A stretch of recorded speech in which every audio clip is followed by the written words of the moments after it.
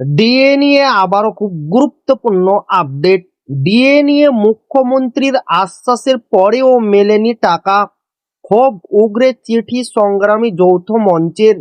তো ভিডিওটি 1 সেকেন্ডের জন্য স্কিপ করবেন না, পুরোটা দেখবেন। চ্যানেলে নতুন হয়ে থাকলে অবশ্যই চ্যানেলটিকে সাবস্ক্রাইব করবেন এবং আমাদের পাশে থাকবেন। তো ভিডিওটি শুরু করা যাক। সুপ্রিম কোর্টের নির্দেশের পরেও বকেয়া মহার্ঘ ভাতা ডিএ সুরাহা না মেলায় ফের সরব হলেন সরকারি কর্মীরা।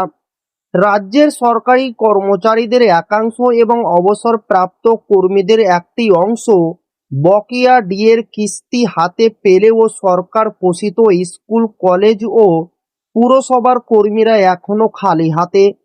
এই বৈষম্য দূর করতে এবার মুখ্যমন্ত্রী শুভেন্দু অধিকারী এবং মুখ্য সচিব মনোজ আগরওয়ালকে চিঠি দিলেন সংগ্রামী যৌথ মঞ্চের প্রতিনিধিরা।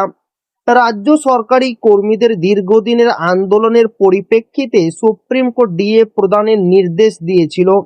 সেই নির্দেশ অনুযায়ী 2016 থেকে 2019 সালের বকেয়ার 25% 2 দফায় মেটানোর কথা জানানো হয়। সরকারি কর্মীদের একাংশ সেই টাকা পেলেও সরকার পোষিত সংস্থার বর্তমান ও অবসরপ্রাপ্ত কর্মীদের বঞ্চিত রাখায় ক্ষোভের পারদ চড়ছে।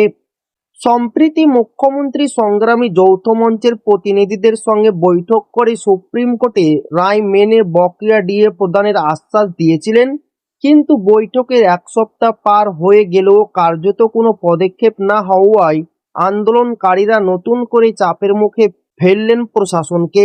তো এই ছিল ডিএ নিয়ে খুব গুরুত্বপূর্ণ আপডেট যা আপনাদের মাঝে শেয়ার করলাম। তো আবারও দেখা হবে ডিএ রিলেটেড খুব গুরুত্বপূর্ণ ভিডিওতে।